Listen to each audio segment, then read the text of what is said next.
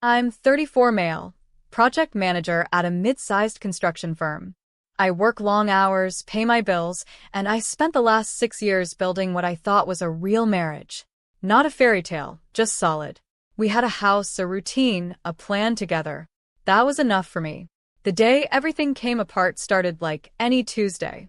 I was 20 minutes into my commute when I reached for my wallet at the toll booth. Nothing. Patted every pocket. Checked the console. Turned the car around. I figured I'd left it on the kitchen counter. Happens sometimes when I'm rushing out.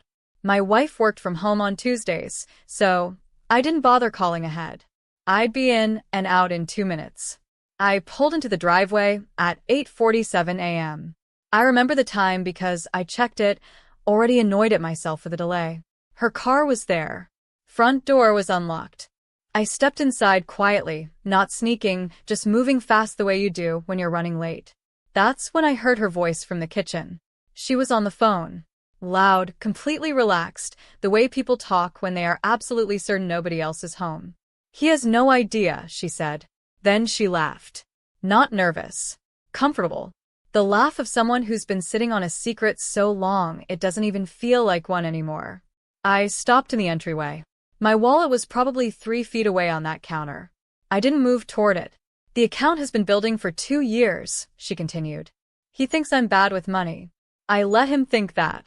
It's easier." I stood completely still. There's a moment, and I think anyone who's been through something like this knows exactly what I'm describing, where your brain offers you an exit. Maybe she's joking. Maybe it's a work call. Maybe there's context that makes this okay. I stood there and waited for that context. It never came. Once the refinancing goes through, I move the equity into my account, and I'm done. A pause while she listened to whoever was on the other end. Then, "He'll figure it out eventually. By then it won't matter." I backed out of the front door the same way I came in, quietly. I sat in my car at the end of the block and watched the clock for 11 minutes. Then I drove to work without my wallet. I need to be honest about what I felt in that car because it wasn't what you might expect. I didn't cry. I didn't feel like the floor dropped out. What moved through me was something colder and much more focused than grief. It felt like clarity. 6 years of small things that never quite added up started rearranging themselves in my head into a picture I could finally see clearly. The separate savings account she'd mentioned once, casually, about 3 years back and never brought up again. The refinancing paperwork she'd been handling for months. The way her laptop had been angled away from me lately whenever I walked into the room. The occasional weekend trips to see her sister that I'd never once questioned because I had absolutely no reason to. I'm not a suspicious person. I used to think that was a strength. Sitting in that parking lot, it felt like the single most expensive personality trait I had. I came home that evening, ate dinner, watched TV, went to bed. She had no idea I'd been back to the house that morning. I kept my face completely neutral the entire night. And while she slept next to me, I lay there building a list in my head.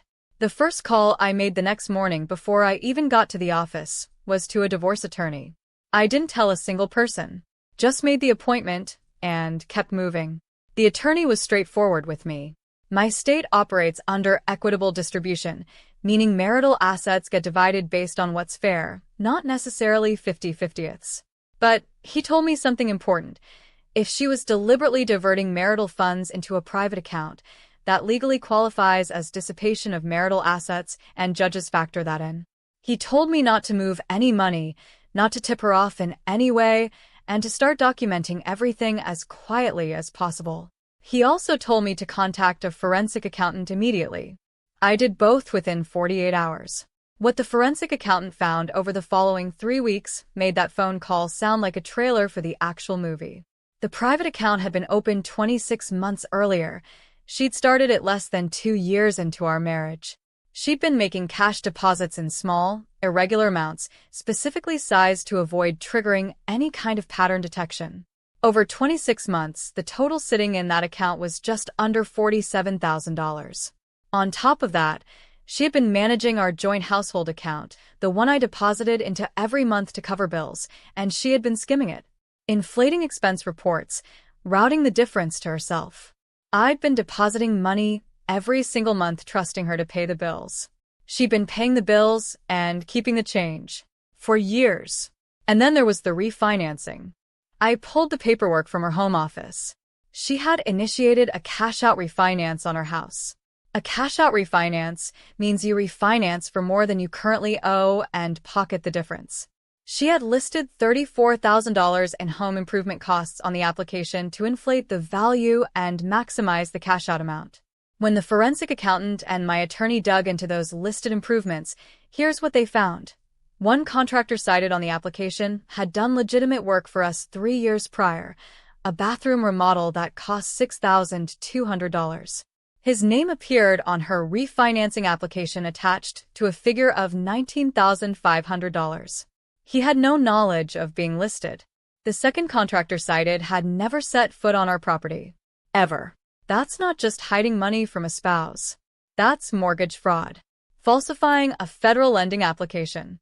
If that refinancing had closed, she would have walked away with somewhere between $60,000 and $80,000 in equity, almost certainly timed right before filing for divorce herself, leaving me holding a mortgage that had just been reset to a higher balance.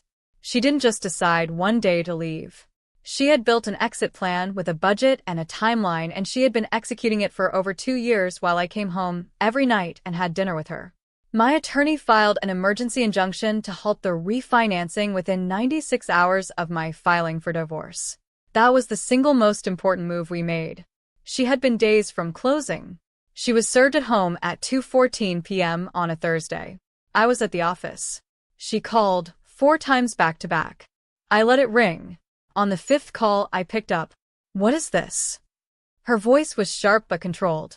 Not panicked, calculated. "Divorce papers," I said. "You've been served. You're being ridiculous. Come home, and we can talk about whatever you think is going on." "I don't think anything is going on," I said. "I know exactly what's going on. Have a good afternoon." I hung up and went back to my work. She showed up at my office the next morning. I'd expected maybe tears, or a long emotional message, some version of "please let me explain." What I did not expect was her walking in composed, professionally dressed, and asking to speak with me privately like she had a scheduled meeting. My assistant looked at me.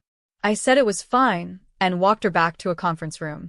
She sat down, folded her hands on the table, and looked at me with this expression I can only describe as patient. Like she was the reasonable one, and I was the one who needed to be managed. "You're making a mistake," she said. "You don't have enough information to do what you're doing." "I have a forensic accountant's report," I said. "I have the refinancing application. I have 26 months of transaction records." Not one flinch. "That money was for us. I was building a security fund because you were never aggressive enough about saving. You've always been too comfortable with financial risk. I want you to understand how well-constructed that response was." She had prepared for this conversation. The $47,000 she'd been secretly diverting became responsible foresight. The deception became financial planning. I was the problem for not saving harder. "The refinancing application," I said, "was going to benefit both of us. I was going to tell you once it finalized. The account it was routing to only had your name on it." A half-second pause. The first real crack. The account was going to be converted. "Stop," I said. "We're not having any more conversations without attorneys in the room." She stood up slowly. "You are going to regret this. I will make this very, very difficult for you." That was the most honest thing she'd said to me in what I now believed was years. She wasn't wrong about making it difficult. Over the next 6 weeks, she contested absolutely everything. She hired an aggressive attorney and came in hard. She filed a counterpetition claiming I had been financially controlling throughout the marriage, that I had withheld account access, made unilateral financial decisions, and left her with no security, which was why she'd been forced to build her own safety net. It was methodical. She submitted documentation that was either selectively cropped or outright fabricated. Her attorney filed a declaration claiming the private savings account was a mutually agreed upon emergency fund that I had verbally approved and was aware of the entire time. I had never heard of that account until I overheard that phone call. She also reached out to my mother, told her I had been having an emotional affair. I don't know exactly what version of the story she told, but within 2 weeks, I had people checking on me with this careful sideways tone that made it very clear they'd heard something. Mutual friends, a couple of family members. She'd been running a parallel campaign. She froze her cooperation on every discovery request. Filed motions to delay asset disclosure. At one point, her attorney submitted a claim that I had hidden income, not a single supporting document attached, just a motion filed to create noise and run up costs. My attorney and the forensic accountant responded by going deeper. What they built was a 47-page report documenting every irregular transaction, every inflated expense, the complete picture of the 26-month diversion. Under equitable distribution, deliberate dissipation of marital assets is absolutely considered by the court. The judge could factor the $47,000 directly into the asset split, crediting it back to my side of the ledger before any division happened. The deposition was where her strategy started cracking in real time. Her attorney had coached her. She answered slowly, carefully, with just enough hesitation to seem thoughtful rather than rehearsed. But forensic accounting doesn't care about performance. It cares about dates, amounts, and patterns. My attorney walked her through the transaction records deposit by deposit. The mutually agreed emergency fund framing became impossible to hold up under that kind of line-by-line questioning. "Did your husband ever make a deposit into this account?" my attorney asked. "Not directly, but the funds came from. Did he make a deposit? Yes or no?" No. "Did he ever receive a bank statement for this account?" Pause. "I managed the household finances." "That's not what I asked." Her attorney objected. My attorney moved on. The transcript was what mattered, not the objection. Then they got to the refinancing application and the two contractors. The first contractor was contacted and confirmed he had done work on our property 3 years prior, a bathroom remodel for $6,200. His name on the application next to $19,500 was news to him. The second contractor confirmed he had never worked on our property at all. That wasn't a rounding error or a bookkeeping mistake. That was a falsified federal lending application. My attorney advised that legally we were required to refer it, and that not doing so could create liability. I agreed. The referral went to the state attorney general's office. The divorce itself was finalized 7 months after I filed. The final decree reflected the misconduct directly. The $47,000 in diverted funds was treated as dissipation of marital assets and credited entirely to my side before any split was calculated. The halted refinancing meant the equity stayed intact and was divided per the decree. She kept her car, her personal accounts, and a smaller portion of the remaining equity after the dissipation credit was applied. The house was ordered sold, proceeds distributed according to the decree. I came out with enough for a solid down payment on something that was entirely mine. Her attorney tried one last push in closing arguments on the financial control narrative. The judge acknowledged it and dismissed it in 2 sentences, noting the complete absence of any supporting documentation. The mortgage fraud investigation ran separately from the divorce on its own timeline. 14 months after the referral, she was charged with 1 count of mortgage fraud and 1 count of filing a false statement on a federal lending application. She accepted a plea agreement, 2 years probation, a financial fine, and mandatory restitution. No prison time, but a permanent federal record that follows you everywhere. Every job application, every background check, every future mortgage application. I found out about the plea through my attorney. By that point, we hadn't spoken in almost a year. I think about the morning I went back for my wallet sometimes. How close I came to just grabbing it off the counter and walking out before she said anything. How the whole plan, the account, the contractors, the equity, the exit, would have kept running smoothly if I'd been 30 seconds faster through that front door.